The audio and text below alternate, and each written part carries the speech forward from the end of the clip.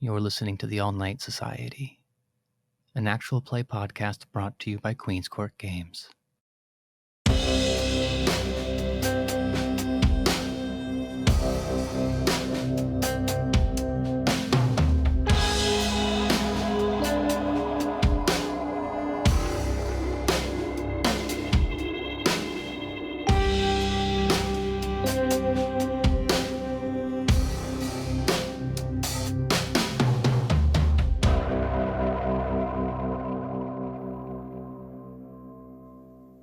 Well, then we return to our story a few evenings later, having given the coterie the opportunity to digest the myriad options available to them when it comes to descending into the mess of infrastructure of darkness that is the infrastructure under Chicago.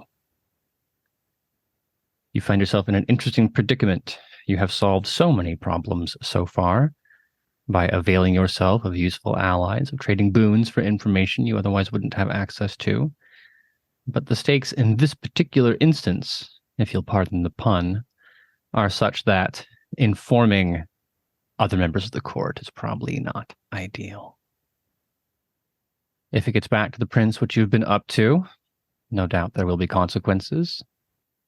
Anyone else you chose to inform would have the worst kind of leverage over each of you.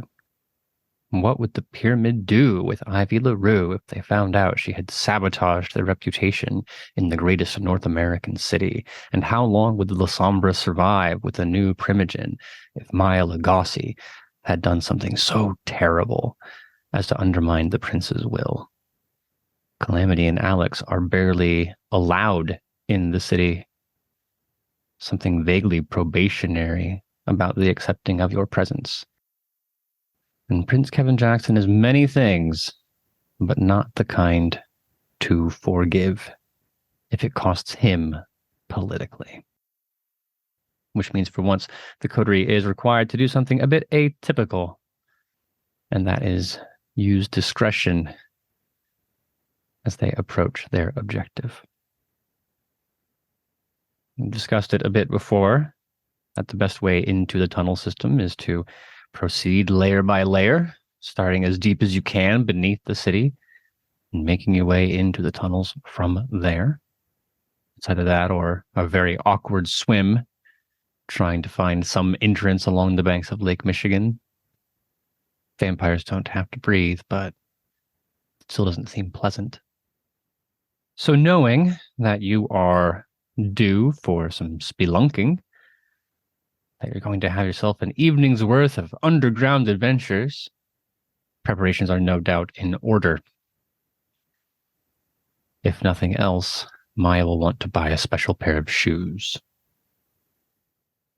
So let's begin there, Maya. What are the shoes? And then for the rest of you, what preparations have you made considering the path that lies ahead of you? First of all, fuck you. I don't know if you know this, Storyteller, but sneakers have existed for a very long time, and I am quite comfortable in a pair of nice running shoes as much as any other pair of heels.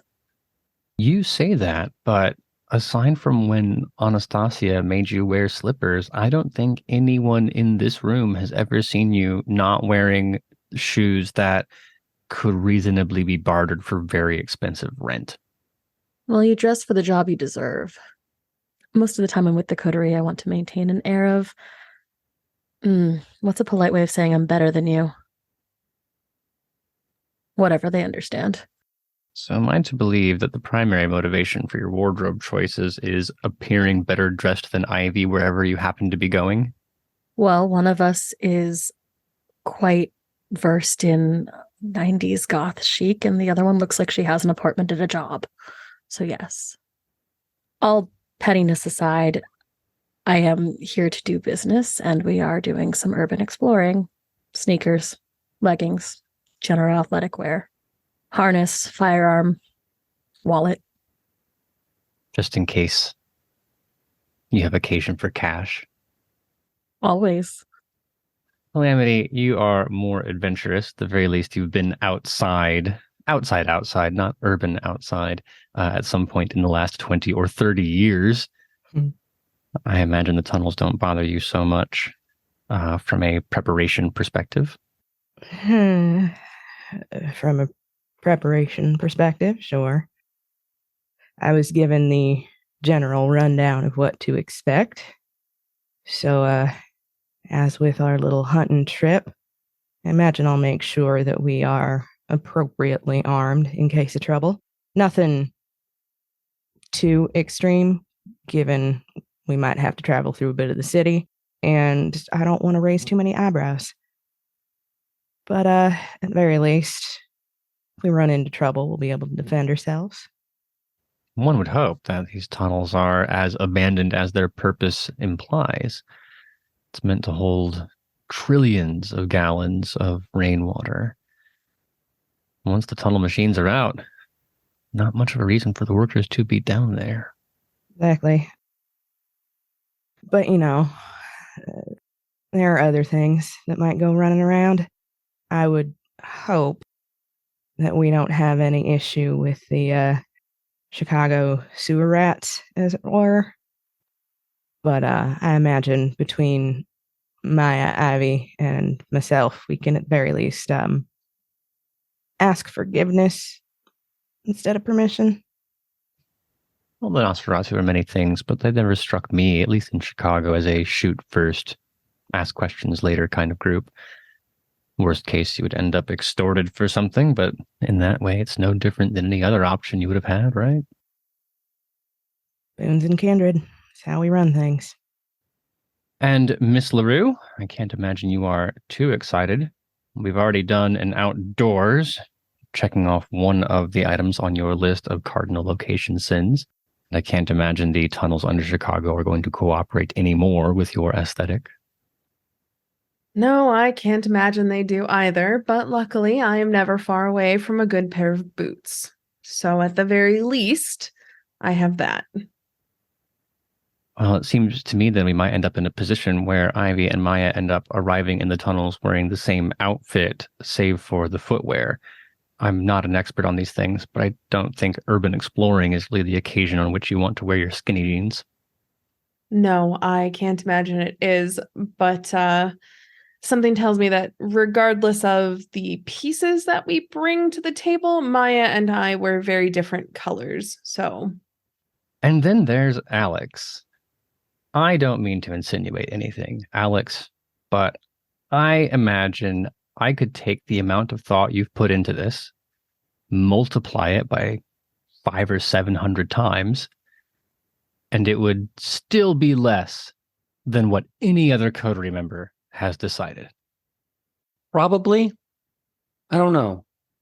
I just keep thinking over and over again about the LaRoux and what that failure feels like. To go in knowing that my one purpose is to make sure no one else gets hurt, and then failing that, miserably being the one that is hurt. Hearing the sound of the bullet break the glass and then my rib cage. Knowing all too well what it's like to be staked.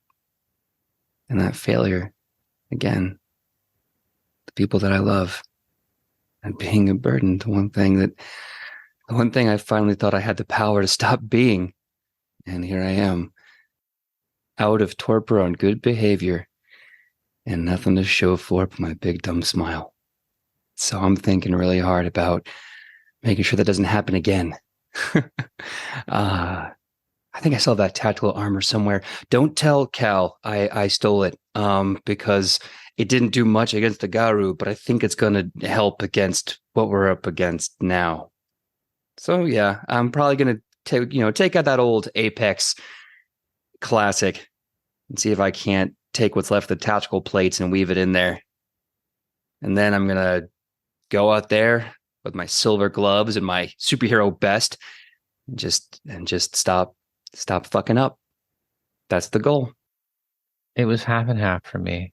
I was guessing either the Apex outfit sans the part that ripped off of you by a werewolf, or the My Little Horses sweater. I think when we're done, I'm going to wear the My Little Horses sweater. That's more casual gear, and I don't like to wear my casual gear when I'm killing a fucker. Oh my god, I didn't realize that the coterie had a work dress code. I mean, have you met Ivy and Maya? Everything's got a dress code. Being catty and snappy, you have to have the right shoes. Having a fit over breakfast, have to have the right dress. I mean, you got to dress for the job. Wait, there's a dress code? I mean, yeah, apparently every time I show up wearing my lumber snack best, I get a talking to, and well, damn it, I only have so many shirts. All I brought from Baltimore was like, the Levi's and the flannel, so that's gonna be a problem. Shit. Yeah, we need to do a shopping day. We need to snazzy up our game. I am desperately torn between how no one likes a shopping episode, but how everyone would like that shopping episode. Well, it seems that everyone has showed up with something at least reasonable enough. Hopefully, Alex won't be needing his body armor, but you never know what you'll find in tunnels these days. To remind you and also our audience, the layers of Chicago underneath are an industrial cake, beginning with the pedway, a series of walkable tunnels not more than 10 feet under the surface of the earth. Below that, the modern subway tunnels. Once you get to 40 or 50 feet, those are the old freight tunnels, where they used to bring cargo off of barges and scamper about the city with it.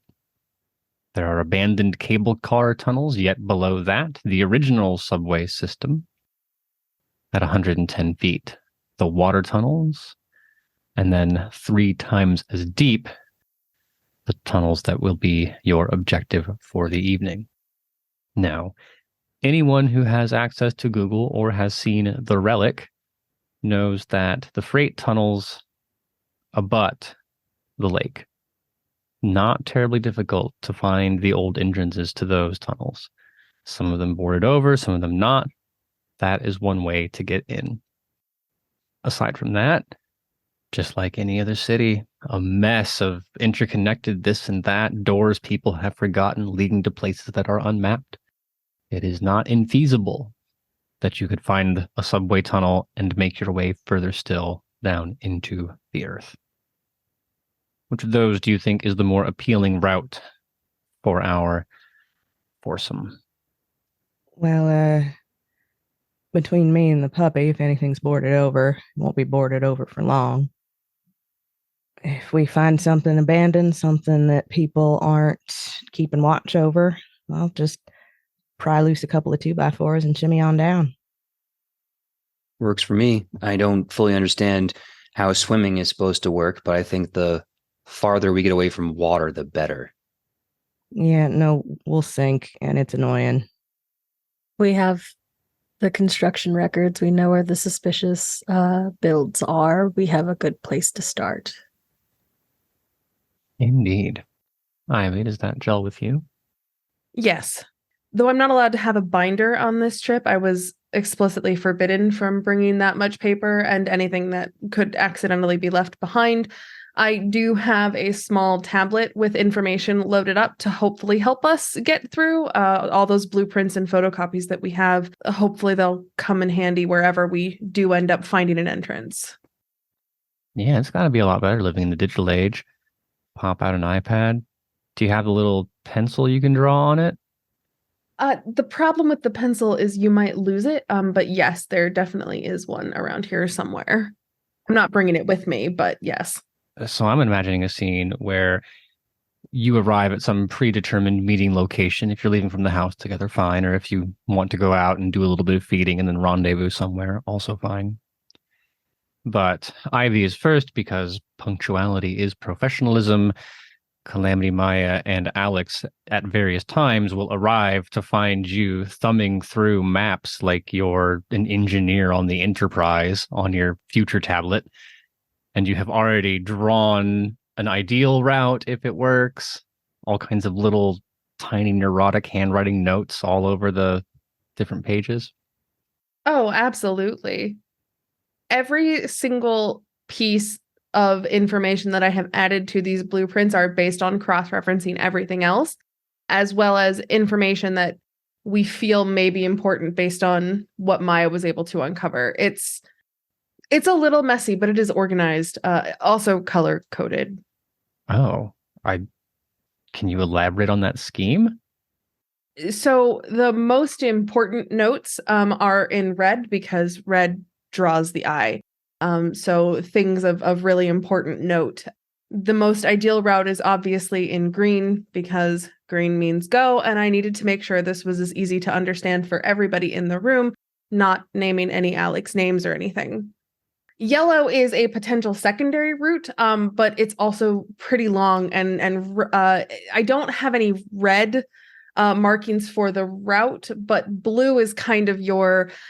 It's not ideal. We should probably stay away from any of this, or this tunnel just loops back around, so we don't want to head down this way. Things like that. It's pretty organized at a glance. It looks a little messy, but once you understand the key, it's very easy to understand. I'm glad to know in a situation in which we're all going to have to perhaps run for our lives, we can stop, look at the iPad that I obviously cannot interact with, and consult the mystifyingly complex and messy now list of escape routes. Excellent planning, Ivy. Maybe I picked the iPad for a reason. I was going to say, in absolute fairness, if this were a situation where one of you had to be left behind and Ivy were in charge, iPad or not, Maya, I think we know who's spending the rest of their life lost in a web of nothingness under the city of Chicago. Oh no, more shadows. Maya, do you want me to hold your hand while we're down there, sugar? Would you? Gladly. A route is quite necessary. These tunnels are not only for taking cargo from the lake into the city, but also in between different buildings. If you imagine the core downtown of Chicago, right? Get yourself in a little sky camera in your head and picture the part of the city where all the buildings are taller than 10 stories. Underneath that web, every single block, street by street, a network, a grid of crisscrossing underground tunnels. So we might jest about leaving Maya behind, but the risk of getting lost is higher than one might think, and having a plan is nice. That said, Maya, it's not all bad. In the modern day, most of them have been labeled with the streets they are under, so that someone needing to navigate from the south end of the loop to the north end of the loop can follow the street sign labels on the walls. To be familiar to anyone who's been to New Orleans and sees the blue mosaics they label streets with. But we are on the lake. It is a darker evening, such that staring off onto the horizon, it becomes impossible to distinguish sea from sky. You never know who's around at these times of night. The lake shore is public. Perhaps not the kind of people you want to hang out with this hour. But I suppose before we can answer that question, we have to know what hour it is. Did we wake up and come over here? Give us the most amount of time, yeah. Well, in that case, there are indeed people around. The natural population of homeless, of course, but also the occasional bucket drummer trying to squeeze a few more dollars out of the night before they head home. Couples holding hands, twisted up with one another, ignoring the world as they sink into one another. Metaphorically, not literally. Joggers, cyclists, the occasional patrolman. All of that said, night is night and Chicago is Chicago, so it would not be too difficult to keep an eye out, wait a bit, and then wrench something open. Alex, given what happened in the forest outside of O'Hare and your feelings about it, it's my assumption, feel free to correct me if I'm wrong, you might have a little bit of a need to prove lurking underneath the surface. 100%. I am already trying to establish a plan in mind to undo the ledger of my recent debacle. Yeah, and when all you have is a hammer, every problem seems like a nail. Metaphor works better in this one because it is literally a problem that can be solved with hammers and involves nails. Before we make a roll to see how the evening starts, is this the kind of problem you're going to solve with a tool or with your hands? I know I have a few things going for me. I'm pretty fast. and I'm very strong. So I'm going to try and establish my value by using both of those things. Hey, everyone, look at me. Look what I can do. And I'm going to use my hands and rip these wooden pieces off the wall. I like this. So we'll keep that in mind. Let's actually start with the conversation that happens as everyone is gathered together and doing their last minute check-ins. And then when it comes time, we can say that Alex isn't going to wait to be told to open the door. He's going to be the big, brave leader. First in, last out. Well, I think first and foremost, I would want to make sure that the rest of the coterie is appropriately prepared to defend themselves should the need arise. Abby, I know you're not overly fond of firearms. You still got that knife on you? Yes, I still have the knife for whatever good it will do me. Better safe than dead again. I will turn to Maya. Darling, you know how to shoot. Cal, I grew up in the 80s. I voted for Reagan. And I'll push my jacket aside so that she can see a pistol and a harness. Well, all right. I guess you're taken care of.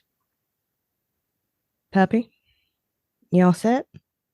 I still have the lesson that you gave me on shooting, still fresh in my head, but I think that I say as I look at the silver-plated knuckles from the LaRoux fight, kind of raising both my hands up in front of my face. I think for this fight, these are the only guns that I'm going to need. Oh, wow. No, I heard it the minute I said it. Oh, God, that was so dumb. Oh, honey. A for effort, A for enthusiasm. Still just for my own peace of mind, I'm gonna, from the holster under my jacket, I'm gonna give him the Glock that I've got on hand. Just, you remember, focus. Don't get too much in your own head, okay? Yeah. Me in my own head, I don't even know how to do that. It'll be great. No worries. I'll grin a little and reach up and kind of like pet the beard. Ready? Yeah, we fucking got this. All right, everyone step back. It's time to go apex. And I start to flex every muscle fiber in my body as I reach for the wood and rip it with ease. Oh, ease is correct. You've got more than enough dice to make a show of that. And then the tunnel is open before you. Now, to put it into context, some of these tunnels are much older, but they were invented after humans started using concrete to build things. So there's a vaguely Hoover Dam vibe about it, cast concrete tunnels, the floors with rails in some parts or the remains of rails in others. But aside from the fact that it is quite dark inside, the other important thing you will notice is that these are very short tunnels. They're not meant for adults to walk full size inside of them. In point of fact, they used to hire children to push these carts around. So anyone who is over 5 feet tall will be doing a bit of stooping as you go deeper inside. Will you be okay, Ivy? Yes, I will be fine. Uncomfortable, but fine. Be careful for your noggin. That said, it does open up in places, but especially at junctions where they have to have built-in arches to keep the tunnels from collapsing in over themselves, you will want to watch your head. That aside, the walls are smooth, the floor is smooth, save for the places where rails have been stamped down. There are exposed wires. If you've seen above a drop ceiling, how they'll have electrical wires in the small little metal tubes, you see those kind of stapled up against the walls, not stapled, but bolted rather, stretching out directly west. And based on Ivy's map, you know that you could walk pretty much from here to the river on the far side of the loop. The first steps will tell you how silent it is. because Chicago built in layers. You're actually below the subway system, so it's a bit alarming how quickly the sounds of the streets above disappear as you enter. Soon enough, it'd be the kind of place where the only thing you could hear is your own heartbeat and your footsteps, which means in your case, it is just the pitter-patter of, I believe, in order, Ivy's boots, Cal's boots, Maya's sneakers, and whatever Alex is clomping around in. Did I guess the marching order right? I mean, of course. I have the iPad. I know where to go. It only makes sense that I'm first. And holding the door open does mean you're usually last to enter. But if anyone needs me at the front, I can kind of lead from there, and you can tell me where to go. It is wide enough that you could walk 2 abreast if you needed to, or force 3 people abreast if the situation called for it, too comfortably. But that said, let's see how your navigation goes. Can you roll a wits and survival for me? I would also take streetwise, as this does involve streets. Whoa. I just made and notated the map. I have other people to actually do the navigating for me. That's why Cal's right behind me, of course. Delegation, very important. Well then, Calamity. I'll take wits and survival or wits and streetwise. All right. Let's do wits and survival. Looks like that's 2 successes. You're not going to make very good time, is the problem. Yes, the streets are labeled, and so is Ivy's map, but anyone who has tried to navigate in the pre-GPS era, going back to when you had to boot up MapQuest, print and pray, understands how difficult it can be to be in motion and also keeping your bearings. Without the buildings above to tell you what is east and west, once you're far away from that lakeside entrance, it quickly becomes an exercise in trying to use that little compass in your head and hoping that things go the right way. And on a 2, that means there are lots of left turns that should have been right turns, moments spent at an intersection trying to figure out north based on the orientation of the streets and such. And I have to admit, the farther we get away from topside, the quieter it gets, the more uncomfortable I am down here. Not a fan of the underground, no. Extrapolating from your background. Yeah. Madden family don't exactly have the best history with underground tunnel systems, do we? No, and I suppose I should have mentioned this before you made the decision to go inside, but would you care to guess the most important good shuttled through these tunnels when they were at the peak of their usefulness? The storyteller, I don't imagine that would be coal, would it? And they say Ivy's the one who has the most intelligence. Yeah, barges coming across the lake with coal, loaded into carts in these tunnels, and driven around to every building, heating and such. I don't know that Ivy or Maya would notice. I don't think Alex would notice either, but especially given Cal's background, that lingering whiff of it, that slightly oily carbon smell, I imagine is right there in your nostrils. This is an important mission. A bit like the pup, I'm here to make sure that folks get out of this in one piece. So this would be a time to take whatever reservations I have about not being able to see the sky and what is it that Ivy said?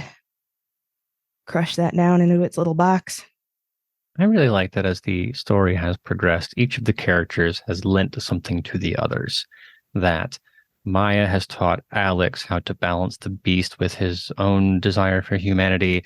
Calamity has taught people how to defend themselves. And Ivy has taught people how to disassociate from the emotional things that hurt you. We all have our expertise we bring to the table, huh? Is this what being in a coterie is like? No, I would venture most of them are slightly less trauma rich, but that's what makes you special. I love that for us. But I'm trying my best to get us to where we need to go without letting my own bullshit get in the way. Of course. And it's not so stressful at the moment that you would need to make any kind of rolls. It's unsettling, but not debilitating. I'll say that Maya and Alex, you are closer to the rear, but between the two of you, I think we know which is likely more focused and paying attention in this moment. Maya, will you roll wits and awareness for me? 2 successes. Maya, then 2 successes, not quite enough. That means you will not hear the group approaching from across intersection, but you will notice the flashlights. Calamity and Ivy, we will say that you are just far enough ahead, just around the corner to avoid this beam of light as it shines down.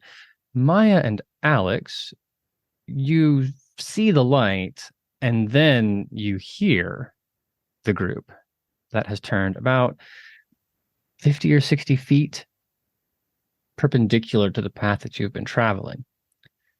I don't know that Maya would recognize what this is.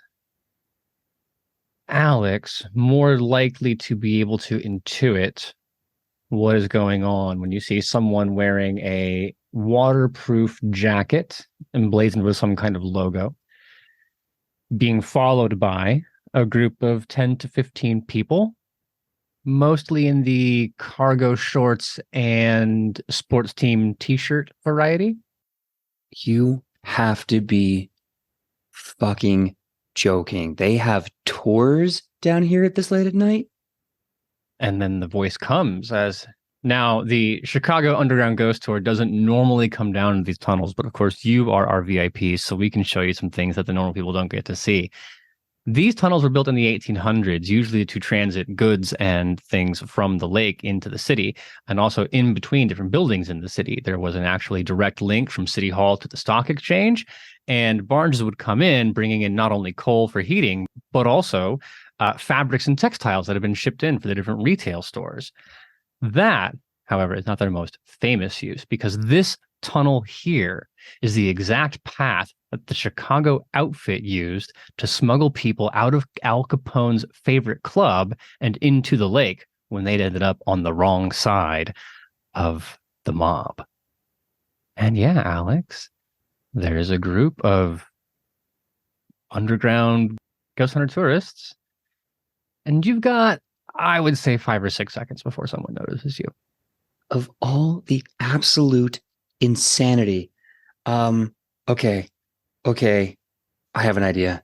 I tap Maya on the shoulder and I whisper in her ear, "Hey, Maya, can you get like a really cool shadow spell going? I think we should just terrify the shit out of those people. Be a lot easier than killing and eating all of them." I think as soon as Alex turns to tap me on the shoulder, I'm gone. Is it a little cheesy to melt into shadow when people are coming by? Yes. Do I continue to do it? Also, yes. Shadow cloak normally applying to stealth. In this case, given the terrain, there are shadows everywhere, and the distance between you and the possible discovering parties, I would take either stealth to represent ducking into a corner, or athletics, which is just plain old diving either forward to where Ivy and Calamity are, or doing a Wile E. Coyote skitter backwards to go to the opposite side of this intersection. Well, based on the fact that we've just been surprised, I think I would rather just get out of Dodge. Will 3 successes do it? Or get into Dodge, as it were.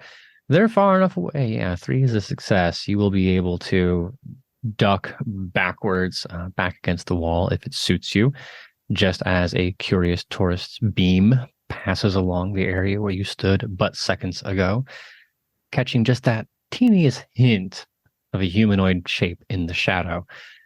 perhaps inadvertently giving them their money's worth on this ghost hunting adventure. Alex, on the other hand, lacking the ability to manipulate shadow to your will, what are you going to do, good friend? I am going to leap into action. And by that, I mean leap away from the action and leap to Ivy and Calamity. As I am a big man, but not a stealthy man, and I really can't take another tally in the loss column here, I'm going to use the option that allows me to have athletics and dexterity. But I'd like to pop a little bit of my celerity with fleetness because I need every advantage I can get right now. Yeah, it'd be really embarrassing to get shot and then immediately reveal the party before you've made it too far into the tunnels. So that will be yes. Dexterity and athletics. Your celerity rating is 2, so you'll be able to add 2 points to your roll. Okay, so that is 4 successes. 4 successes, more than enough. Which means that Maya ducks back just the appropriate amount to avoid being spotted. Alex, cat-like, very nearly in the back handspring version of the event, also manages to avoid the oncoming flashlight. Now, the way that they're ambling through these tunnels, you have 2 problems. 1, if you lean around the corner to see them, it's possible they will see you. And 2, you don't know where they're going unless you do. Because someone in this room, presumably, would know ghost stories. Someone in this room, presumably, would know history. Ivy, if you can pull out intelligence and academics or intelligence and occult and tell me which direction the Al Capone body hiding tour is going to go, then you would be able to navigate folks around it without having to worry about being seen. Of course I know all of this. You think I've come down here without doing this research already? Let's see if I can remember, though. Not about the things you know, it's about the things you can call to mind. Well, I have done my research on this area, and it's... Unfortunately, there's a lot of information, so I only end up with 3 successes, but I'm hoping that's enough. Oh, it's not a terribly hidden fact. There aren't exactly that many correct options, right? You're not being asked to conjure this out of nothingness. You have the context clues of the location that you're in.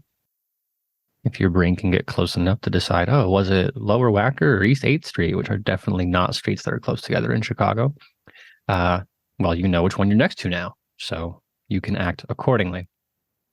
Which means at this point, you have likely heard, if nothing else, the skitter of Alex, which would cause you and Calamity perhaps to turn, coming to terms with the situation as is, and then Ivy, as is her way, quick with an explanation of what to do next. I grit my teeth a little bit and as quietly as I can, but also loud enough that hopefully Alex can hear it over the people talking down the way. I just say, Alex, to the left. Just go to the left. You'll be okay. Just left. Who's left? Yours or mine? Which direction am I pointing? That left. Fine. I'm sorry. And then I jump in that left direction. Maya, observant as you are, I'm guessing you also hear this and can act accordingly. Ivy really has a way of accessing that stage mom voice when she's watching her child perform poorly in the pageant. Oh, oofed. Yeah, I got it. I can hear her from the audience. Then that makes it quite easy. There will, unfortunately, be a moment where you have to separate, because if Maya and Alex turn left, in order for Calamity and Ivy to follow, you would have to cross into the area that we just decided was not a good place to go. The important question then becomes, can you manage to find your way back to one another? Ivy has the map, and Calamity can navigate. Do Maya and Alex have a sense of the instructions enough to make it back to the next adjoining intersection? I am open to explanations of how you would do that. What comes to mind? What reasoning do you have to support your ability to say, well, of course we do, because and then we'll see what roll comes from there. In fairness, I have a streetwise and wits. I saw the map. 1 success. God damn it. I don't think I need to tell you that 1 is not enough. At the risk of getting lost in the dark with Alex, the apex predator, I'm going to willpower reroll that. 2 successes going to help. 2 successes will stop you from becoming interminably lost or ending up stumbling back into the tour group or making your way by accident to the lake once more. But that does mean that after a few minutes, left turn, right turn, left turn, left turn, right turn, in theory, the 4 of you should end up in the same place. In practice, it becomes very quickly obvious that that is not the case. Storyteller, I have a bad idea. It's not a bad idea, actually. It's just sort of a dumb one. Well, explain to me what that idea is and how this is any different from normal. Shadow perspective in a room that's all shadow. Well, there are plenty of shadows about. Smaller little red lamps on some kind of warning indicator, Department of Water and Power, that kind of thing. Older lamps that are just there, wired to a building above that has long since forgotten they exist. It's not pitch black, but there are rare pools of light, we'll say. So there are shadows around if you wanted to take a peek, looking here and there. I don't know that it would do that much better than being able to see with my own 2 eyes, considering that you have to have line of sight. It would have made sense to have at least 2 copies of the map. Too late now. Unfortunately, not arriving where you're supposed to is going to be a bit the least of your problems. It is dark, and Maya does have La Sombra sight. Alex, you said you were holding her hand, but it's only a matter of time before someone takes a turn, something gets moved, you have an itch, psychosomatically, any one of 100 reasons why you would have to let go of her hand. Likely as you're passing through a darker part of the tunnel, as that makes what comes next easier to explain. Very quick memory test, Alex. What were the tunnels made of? It was before concrete, so it was made out of stone mason.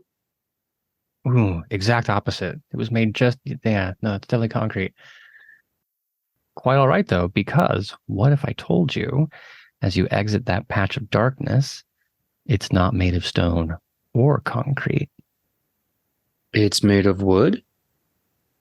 No. It's made of earth. Afraid not, my friend. God, you spend your whole life in this city and you never come down here. So this is what I get, son of a bitch. Okay. Can I get a hint?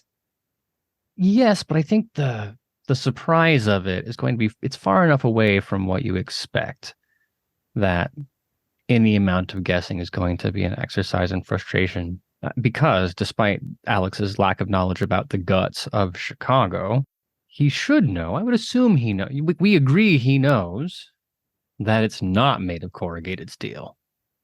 Yes, I would absolutely know this.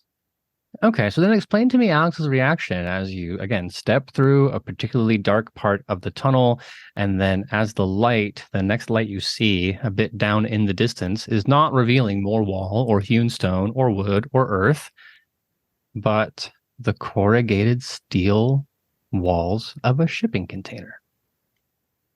Okay, whoa, wait a minute. Okay, first, last time I was in one of these, I had a very interesting time. Also, Maya,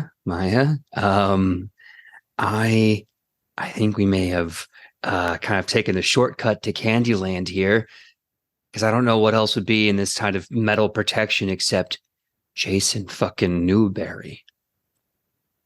Who's Maya?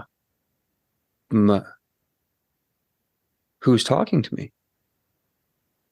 Honest to God, Alex, I don't think either of one of us asked her name.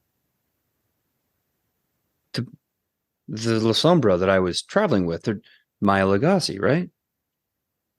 Oh, I mean, I know who my Lugasi is. I'm saying that the person who is speaking to you now, we Oh. never established her name. Oh, right. Well, I guess we play this like gentlemen. My name is Alex. What is your name? I know who you are, Alex. And she tilts her head that even in the darkness, you can see the long cascade of hair that once upon a time you pulled away from someone's neck. And if that is not enough to jog your memory, the gaping wound having torn open the voice box that should not be able to speak now, but does, will be enough to remind you. Oh. Oh, yeah, it's you. Last time I was in a container like this, I had a very bad day. And I'm guessing it's not even close to the day that you had. Hi there. My name is Alex. And I never got your name. I was Lucy, Alex. Now I'm a stain on a shipping container. Now I'm a case file in a Chicago Police Department homicide office. Now I'm an unsolved mystery that follows my parents to sleep every night. Yeah. Yeah, I did that. You took it from me, Alex. I don't know if this is going to make it better, and I know it won't. Lucy, I need you to know every time I see your face, every time I see it when I feed, I see it when I fight, I see you there. But little I can remember from the state that I was in. You didn't deserve what I gave you, and I'm sorry that I was capable of that. You're sorry? Yeah, it doesn't mean shit, does it? Oh, I suppose it's all fun and well. We're both dead now, after all. Yeah. Only my death is a bit more, bit more exciting. I'm still getting that benefit, and you're not. And No, because after being smuggled across an ocean by monsters, having my body sold for money by monsters, pause for a moment and think about what it must have felt like to be in that position, wondering where you were going to end up, what was going to happen to you, and knowing that the only possible hope you had to escape that was for someone to stumble across the container that you were being smuggled away in, that maybe you'd get lucky and a port inspector would see something a little off about one shipping container. And then to have a door open up and to have all the world's hope pour into you because you had been discovered and you had been saved. And then imagine the journey you get to go on when that turns to fear. As a dopey motherfucker 25-year-old something with his big, stupid, warm Labrador Retriever face smiles at you to reveal a different kind of monster entirely. And no, you don't remember because you were a monster. The monster in you was in control. So you don't remember what it was like to hear me cry as you approached, knowing something was wrong, but not entirely what. And you don't remember what it was like to hear me screaming until all the blood was out of my veins and into your mouth and on your chest. Your heart stopped beating because somebody turned you into something else. My heart stopped beating because a hunger you cannot control took every single drop out of me. And the last conscious memory that is burning itself into the reptile part of my brain, that tiny little neuron that begs to be alive, knows exactly what it feels like when your heart tries to beat, but there's no liquid to move. Alex.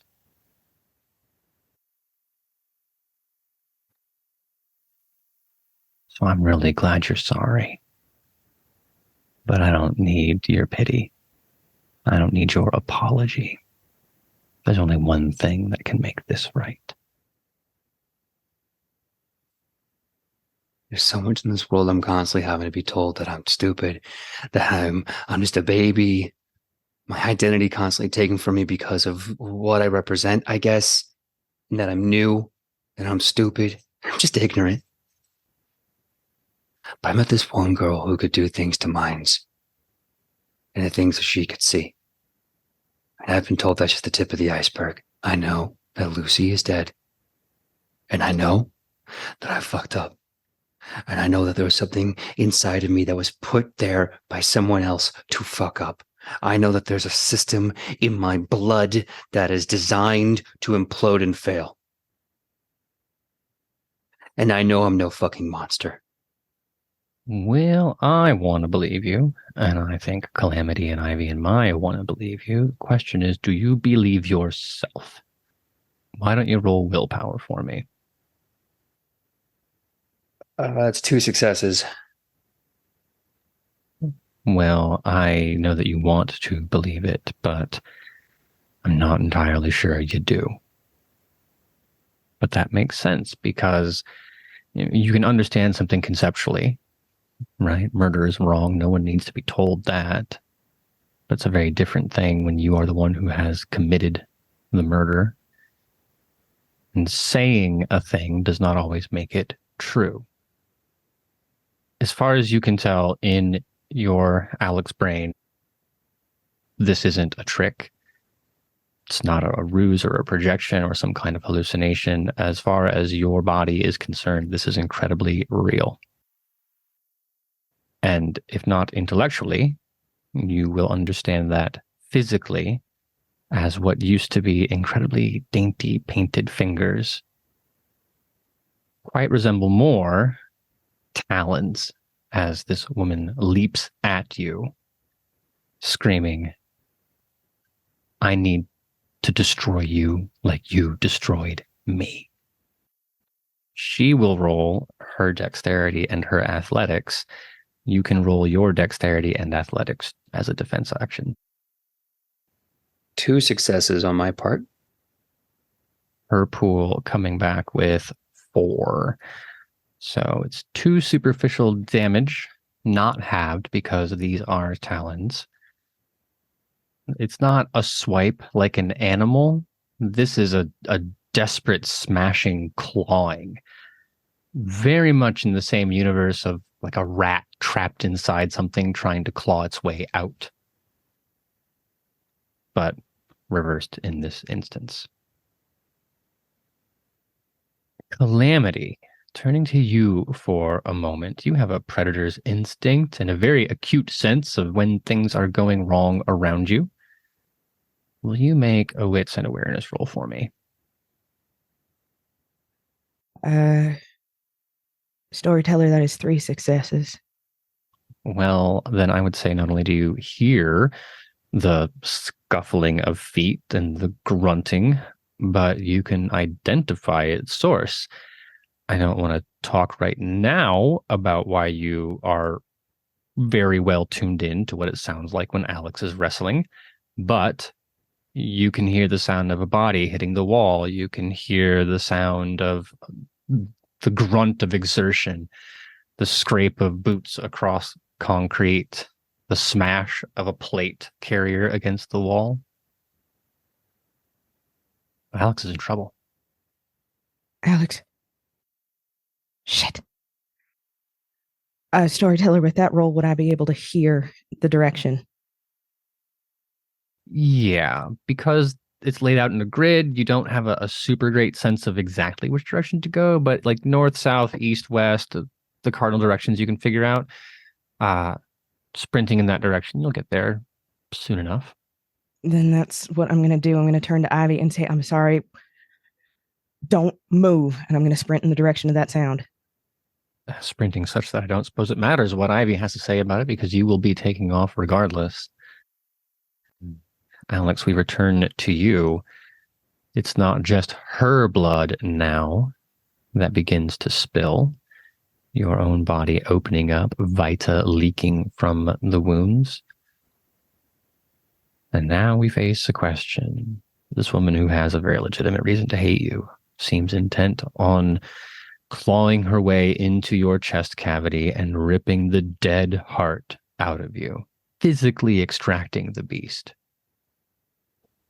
You've already killed her once. What's a second time, right? I know this can't be her. I know with all the fiber in my being that it is impossible. And as much as I don't want to believe that I am a monster, I still know that she's right. She's right for wanting vengeance. She's right for wanting to hurt me. And I guess the only thing I can do to get through this is just to fight my way through this like I always do. Like I always do. Then tell me, for the second time, how do you subdue this woman? The painful irony in this moment is that the only gift I have is my strength, my overwhelming and superior strength, and that's what I'm going to have to use. So I'm going to grapple her as hard as I can. And once I get hands on her, I guess I'll figure out what the next move is. Then let's try strength and brawl on your part. I roll 3 successes. One more than her, which will work out well for you. You are combative, of course. Cal has taught you more. You've already known quite a bit, and as we established much earlier in your story, you are significantly stronger than she is, which means you get your arms up around her chest, under her arms, lifting, pushing, grappling. And Calamity will turn the corner to see Alex Scott wrestling with nothing. His chest obviously wounded, hackles raised, breath racing by biological impulse, a memory of how to be human, the feeling of blood coursing through his veins, even though it does not. Alex, you will eventually, as this grapple proceeds, slam her against the wall or execute a especially skillful ground takedown. And that is when the body explodes into ash, a cloud of deep black, grainy ash. That, were you the type of person who had to breathe, would leave your lungs sputtering after inhaling it. As I'm pinning them, I'm just saying, I'm so sorry, I'm so sorry, and you know I'm sorry, and you know that I am sorry, and then when they go up in flames and ash, it just...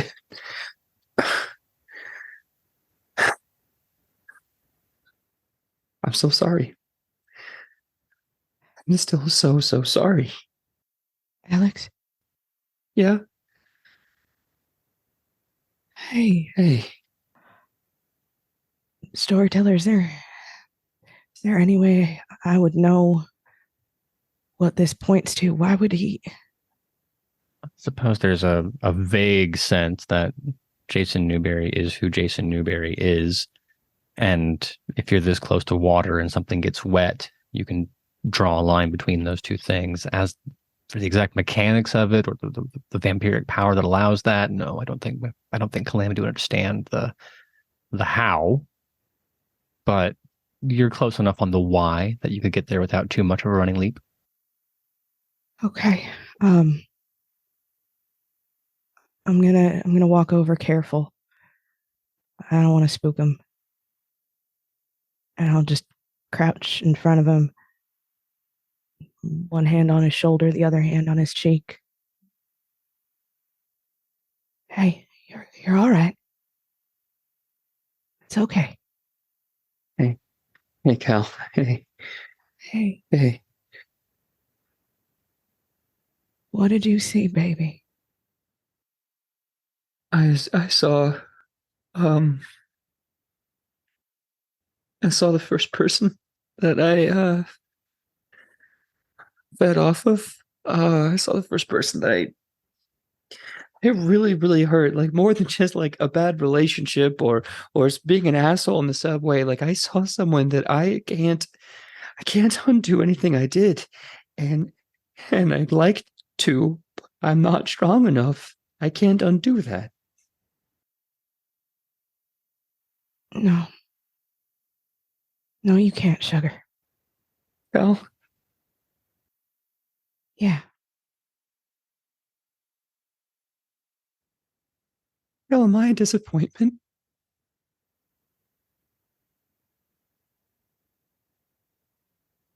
Alex Scott. Why would you ask me a question like that?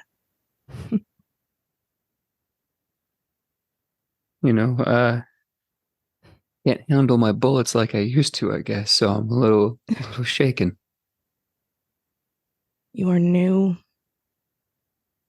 You are learning. And when we get out of this, remind me to tell you what happened when I first came back. But you are not a disappointment, Alex Scott.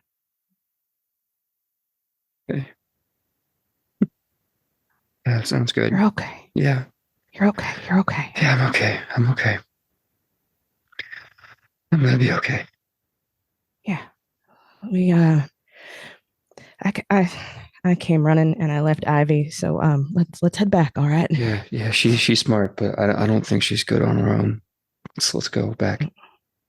And Cal, when I see this Jason fucking Newberry, I'm gonna split his goddamn head open like a fucking nut. I'll hold him and you start hitting. Okay. Yeah. Cranial pinata. Let's see how far we get. A small addendum. Alex is all right. For now. Because there are plenty of tunnels waiting between you and the prize you seek. But we will have to wait and see what waits inside them, because that's a story for another night. You've been listening to the All Night Society, an actual play podcast brought to you by Queen's Court Games. If you enjoyed your stay, be sure to subscribe on your favorite podcast app. For more content, including exclusive art and audio, follow us on Facebook or Instagram at Queen's Court Games, or on Twitter at Queen's Court RPG.